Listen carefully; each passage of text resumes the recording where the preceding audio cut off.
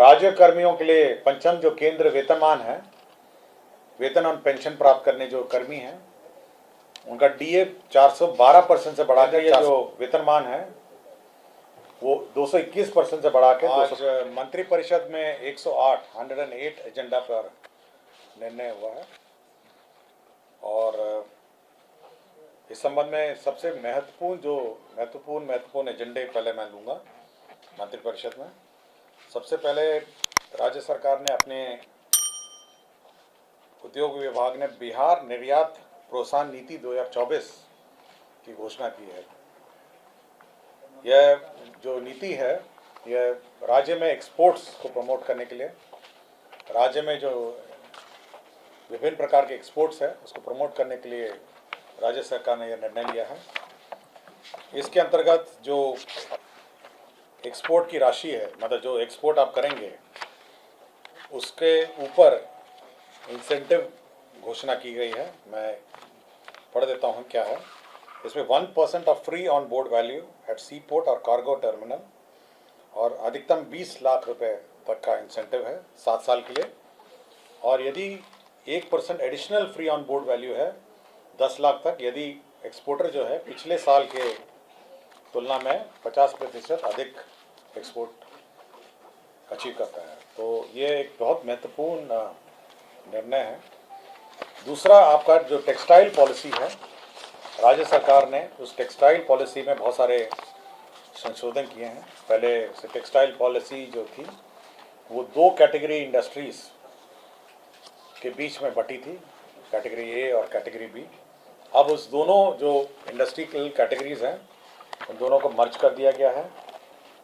साथ ही साथ जो अधिकतम सीमा थी आपके सब्सिडी की, वो पहले कैप थी, उस सीमा को हटा दिया गया है। साथ ही साथ 7 साल के लिए सब्सिडी अब अनुमान्य है। तो ये सारे महत्वपूर्ण 2 पॉलिसीज़ हैं जिस पर राज्य सरकार ने निर्णय लिया है। इसके अतिरिक्त जो महत्वपूर्ण पॉलिसी निर्णय है, राज्य सरकार ने 2 नए एयरपोर्ट निर्माण का निर्णय लिया है। एक भागलपुर एयरपोर्ट का निर्माण करने का निर्णय लिया, नया एयरपोर्ट, और दूसरा राजगीर में एक नया एयरपोर्ट। तो ये 6000 फीट का रनवे होगा। वर्तमान में भागलपुर सिटी में रनवे जो है शहर के बीचों बीच आ गया है और इस कारण से कोई कमर्शियल विमान जो है अब संचालित नहीं होते हैं।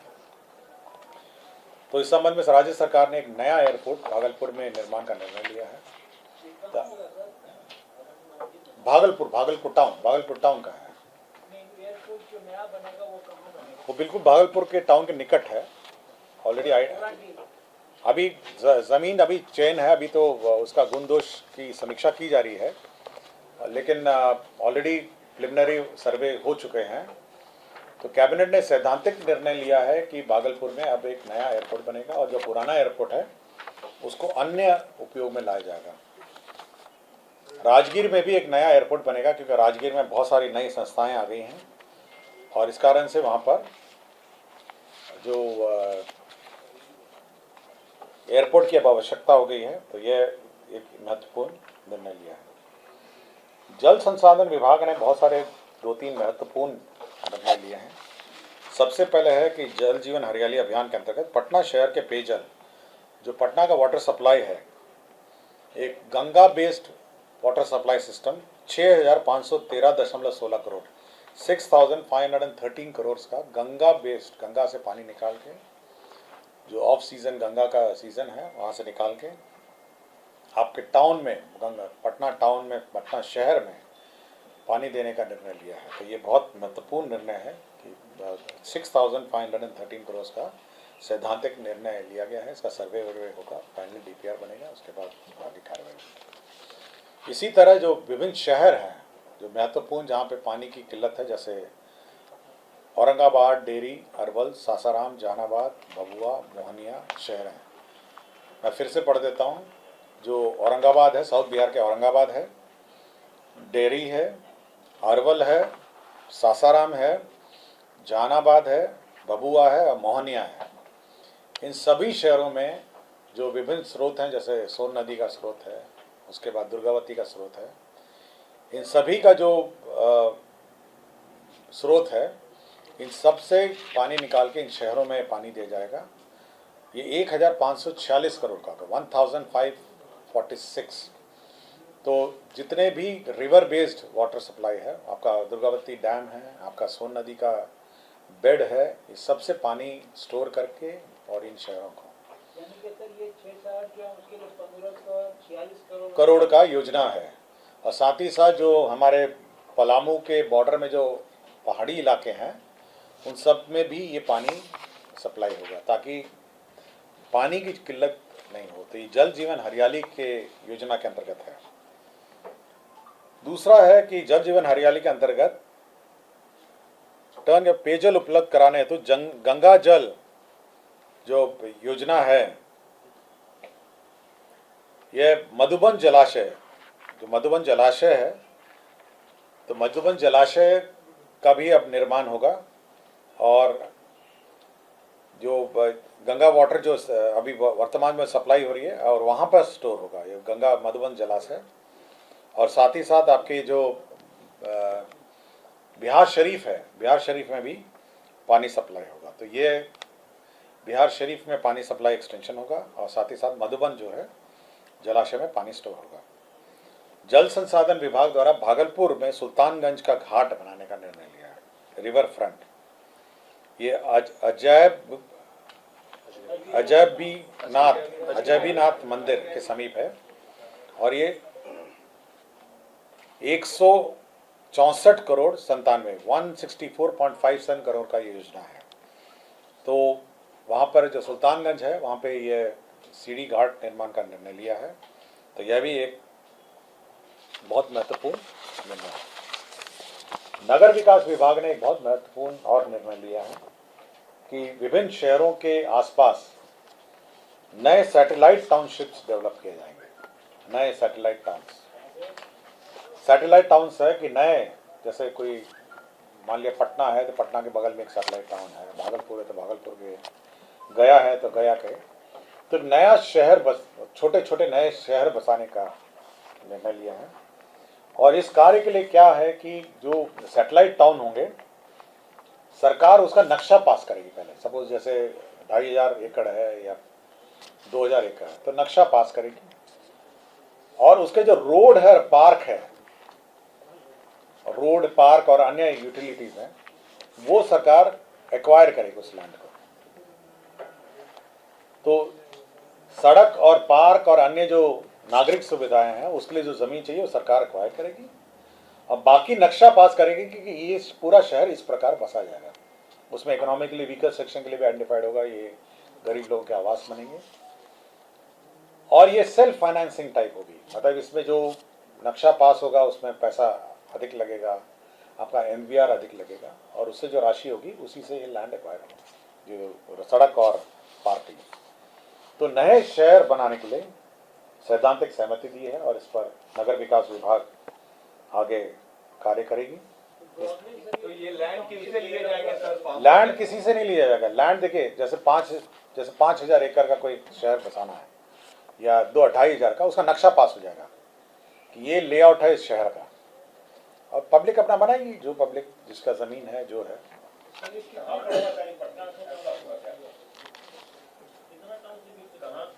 ये सभी प्रमुख शहर हैं, जो जितने प्रमुख शहर हैं,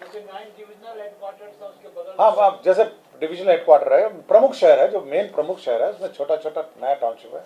सरकार नक्शा पास करेगी कि भाई ये नक्शा होगा शहर का और क्योंकि रोड किसी पब्लिक का ही होगा, आ जाएगा। अगर रोड बनाएगा और पार्क बनाएगा तो पब्लिक आ जाएगा। तो वो रोड जो है वो सरकार एक्वायर करेगी और पार्क के लिए जमीन एक्वायर करेगी और एक प्लान्ड सिटी होगा और जिसकी जमीन होगी वो अपना नक्शा पास कराएगा, बिल्डिंग बनाएगा या बिल्डर को देगा जैसी उसकी इच्छा, लेकिन उसका फिर MVR भी बढ़ जाएगा, उसका रजिस्ट्रेशन चार्ज बढ़ जाएगा, लाइक चंडीगढ़ उसी टाइप जैसे जैसे अन्य जैसे विकसित शहर है। सरकार ने जो नदी में जो वेस्ट वाटर है उसको डिस्चार्ज के लिए जो बायो रेमेडिएशन मेथड है उसको स्वच्छ शुद्ध करने के लिए सरकार ने 474 करोड़ की योजना पास की है ताकि गंगा नदी और महत्वपूर्ण नदियां प्रदूषित नहीं हो।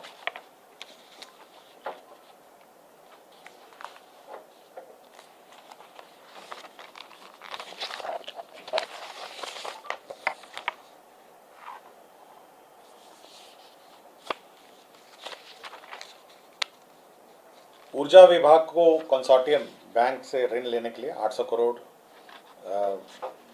का डिस्ट्रीब्यूशन कंपनी, साउथ बिहार को 789, कुल 1589 करोड़ का ऋण लेने के लिए सरकार ने स्वीकृत दिया है, गारंटी है, सरकारी गारंटी है। मुख्यमंत्री विद्युत उपभोक्ता योजना जो है, आपको पता होगा सभी जो बिल हैं उसमें सब्सिडी निहित है, तो एक 15,343 करोड़ सब्सिडी जो है वो स्वीकृत की है।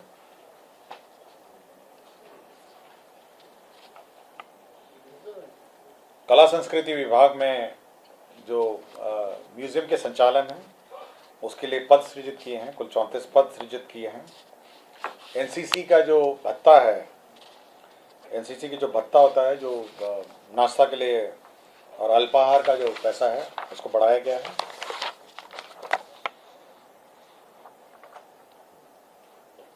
विरासत समिति में 6 पद नए सृजित हुए हैं। कृषि विभाग में 2024-25 में चतुर्थ कृषि रोडमैप के अंतर्गत राज्य स्कीम मद में सब मिशन ऑन एग्रीकल्चरल एक्सटेंशन कार्यान्वयन के लिए संविदा पे आधारित नियोजित कर्मियों के लिए नियत मानदेय एवं ईपीएफ की राशि में भामिति परिसर में प्रबंधन के लिए 41,41,09,400 रुपये स्वीकृत हुआ है। बिहार कृषि विश्वविद्यालय सबौर को वित्तीय वर्ष के स्थापना में 37,65,00,000 स्वीकृत हुआ है। आपका कृषि विभाग में बिहार उद्यान सेवा भर्ती प्रोन्नति एवं सेवा शर्त नियमावली स्वीकृत हुआ है। खेल विभाग नया बन गया है, इसलिए जो पुराना कला संस्कृति विभाग में जो नाम उसके विभिन्न संस्थाओं में था उसमें परिवर्तन किया है।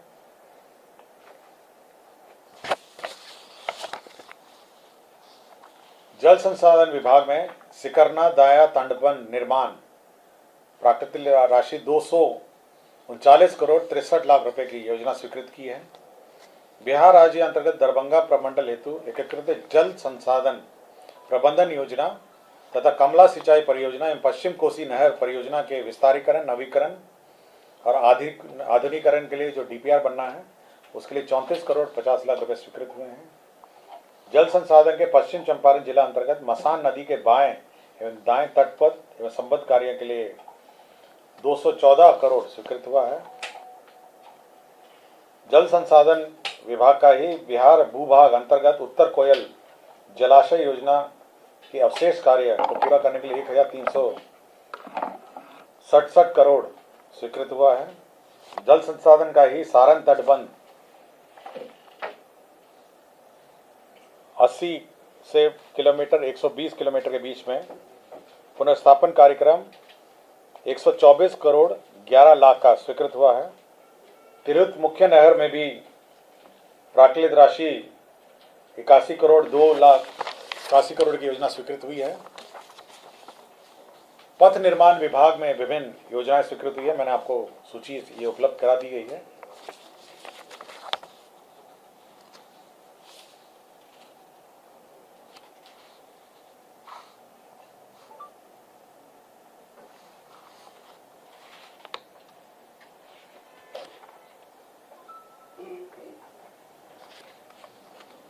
जो बिहार कारादंड विवाद अधिनियम था 2024 में, उसकी नियमावली आज स्वीकृत हो गई है।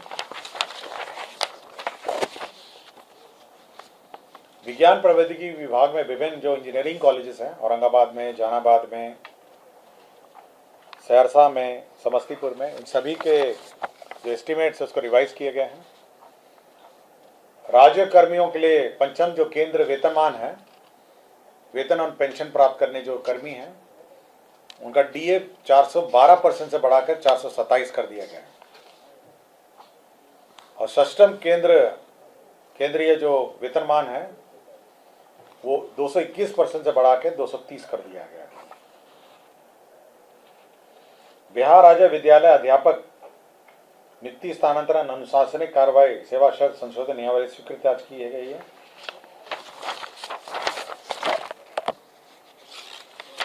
और बिहार राज्य विद्यालय अध्यापक नियुक्ति स्थानांतरण अनुशासनिक कार्रवाई एवं सेवा शर्त के अंतर्गत नए पद 11,039 पद नए सृजित किए गए हैं। अखिल भारतीय एम्स पटना जैसे आपको जानकारी होगा, वहां पे 216 शैय्या डॉमेट्री एवं 32 निजी कमरे का निर्माण सरकार कराएगी और इसमें 14 करोड़ 50 लाख रुपए लगेंगे और इसका संचालन जो है एम्स पटना के द्वारा माध्यम से ही कराया जाएगा। निर्माण सरकार करेगी लेकिन एम्स पटना द्वारा इसका संचालन कराया जाएगा।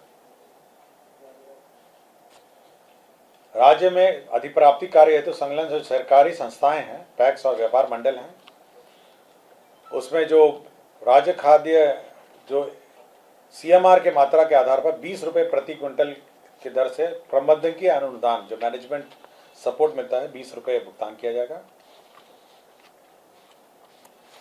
बिहार में जो जेल में जो हमारे कैदी हैं जो सश्रम कारावास करते हैं, उनका जो मानदेय है, जो मजदूरी मिलती है उनको जेल के अंदर काम करने का, उसमें राज्य में जो न्यूनतम मजदूरी बढ़ गई है उसी अनुपात में उनका मानदेय भी और उनकी मजदूरी भी बढ़ गई है।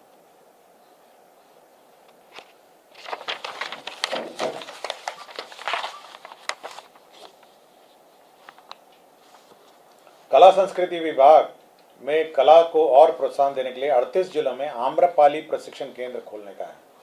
आम्रपाली प्रशिक्षण केंद्र में विभिन्न प्रकार की कलाओं में जो ट्रेनिंग है वो दिया जाएगा और इस पर 10 करोड़ 86 लाख रुपए ये व्यय होंगे। कृषि रोड मैप के अंतर्गत 24-25 में कृषि यांत्रिकरण पर 82 करोड़ 25 लाख रुपए व्यय होगा और इसी के अंतर्गत जो कृषि रोड मैप में जो बैंक है, कृषि यांत्रिक बैंक है, इसमें 104.16 करोड़ व्यय होंगे। कृषि रोड मैप में चतुर्थ कृषि रोड मैप है जो खेत तक सिंचाई पहुंचाने के लिए 60 करोड़ 97 लाख 82 हजार रुपए की लागत से योजना के कार्यान्वयन की स्वीकृति मिली है, जिसमें सूक्ष्म है, आपका ड्रिप इरिगेशन है और अन्य जो योजनाएं हैं वह कार्य होगा। चतुर्थ कृषि रोड मैप में कृषि उन्नत योजना के तहत मिशन ऑफ एग्रीकल्चर एक्सटेंशन योजना 60-40 के आधार पर स्वीकृत हुआ है। भूमि स्थानांतरण के प्रस्ताव में जो केंद्र सेंट्रल यूनिवर्सिटी है, महात्मा गांधी सेंट्रल यूनिवर्सिटी है मोतिहारी, उसको 127 एकड़ भूमि स्थानांतरित हुई है। ये SKMCH जो अस्पताल मुजफ्फरपुर में निर्माणाधीन जो होमी भाभा कैंसर अस्पताल है, अनुसंधान केंद्र जो है, उसको 30 एकड़ भूमि निःशुल्क भूमि महामहिम राष्ट्रपति वास्ते परमाणु ऊर्जा विभाग भारत सरकार को स्थानांतरित की है। PHED का अपना कार्यालय भवन होगा, इसमें 84.58 करोड़ व्यय होंगे।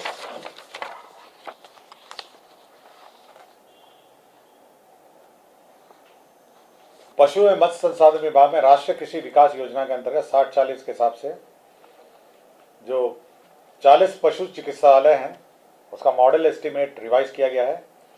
अब 49 करोड़ 86 लाख रुपए इसमें व्यय होंगे। वैशाली जिला में जो अभियंत्रण महाविद्यालय है वह स्वीकृत हुआ है, उसका एडिशनल एस्टिमेट स्वीकृत है 71 करोड़ 28 लाख का। नगर विकास एवं आवास विभाग में बिहार नगर प्रबंधक संवर्ग नियमावली 2024 स्वीकृत हुई है। इसके अंदर जो वर्तमान जो नगर प्रबंधक हैं जो कार्यरत हैं उनको नियुक्ति में प्राथमिकता के आधार पर जो 5% हर साल मिलता है वो प्रावधान किए गए हैं। नगर विकास विभाग में जो नगर निकाय हैं वो बस स्टैंड और अन्य जो संरचना है, बस स्टैंड है, सामुदायिक भवन है, उसके लिए जमीन क्रय कर सकेंगे। पूर्व में यह प्रावधान था कि नगर निकाय अपने निधि से करेगी, अब राज्य सरकार की निधि से भी ये क्रय किए जा सकते हैं।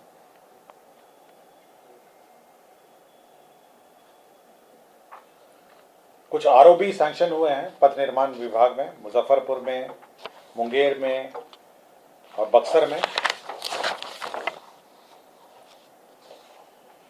और लखीसराय में। खेल विभाग द्वारा एक बहुत महत्वपूर्ण योजना स्वीकृत की गई है।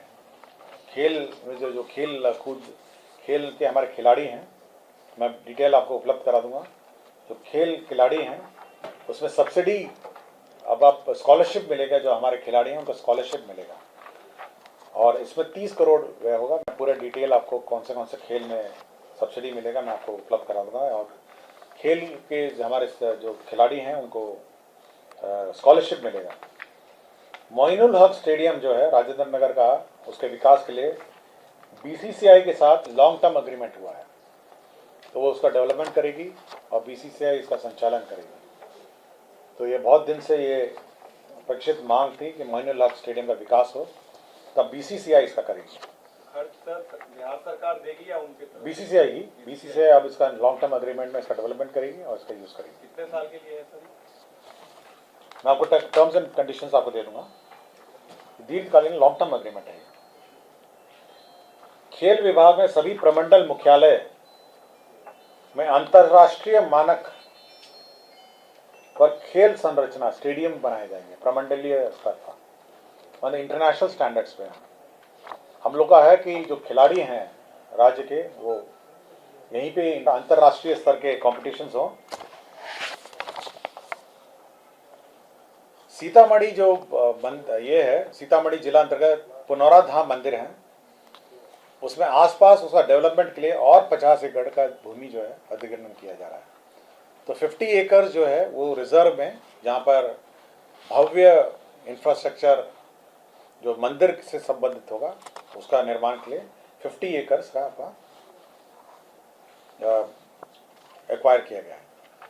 सप्तम केंद्र पुनरीक्षित वेतनमान संरचना में जो डीए है 1/1/2024 से 46 से 50% हो गया। डीए जो रेट है 46% से बढ़ाकर 50% हो गया है डीए। तो ये एक बहुत खुशखबरी है। 1/1/2024 में सभी कर्मियों को 46% डीए बढ़ाकर 50 हो गया।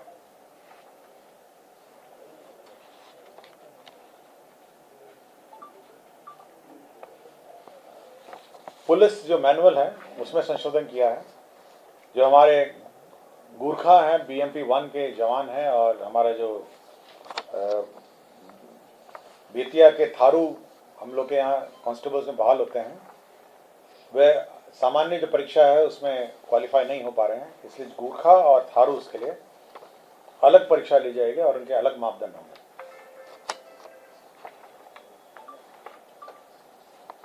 गृह विभाग के अंतर्गत जो हमारे फायर फाइटिंग इक्विपमेंट है नए, उनके क्रय की स्वीकृति की गई है। और साथ ही साथ जो हमारे नए लैडर्स हैं गृह विभाग में, हमारे जो फायर फाइटिंग लैडर्स हैं बड़े बड़े ऊंचे भवनों का, उसकी भी स्वीकृति दी गई है। भागलपुर और राजगीर हवाई अड्डे के बारे में तो मैंने आपको बता दिया।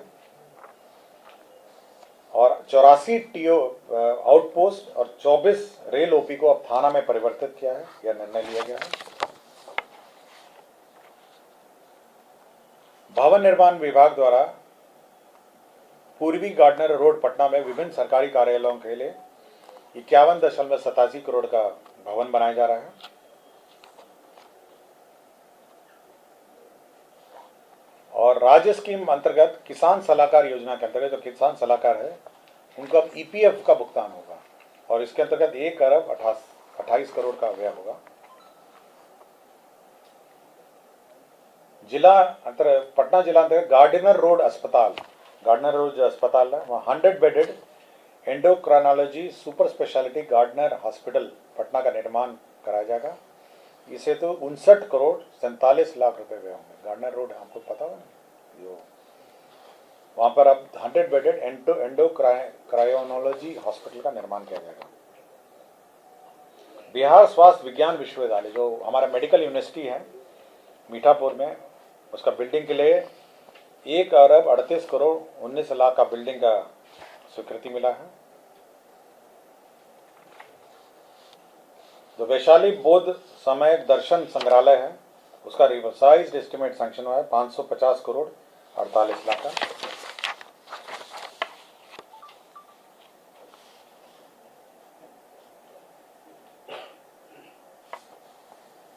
और नगर निकाय के जो बकाया बिल हैं वो एकत्रित रूप से जो सष्टम राज्य वित्त आयोग है उसकी राशि से 250 करोड़ काटकर उससे भुगतान किया जाएगा।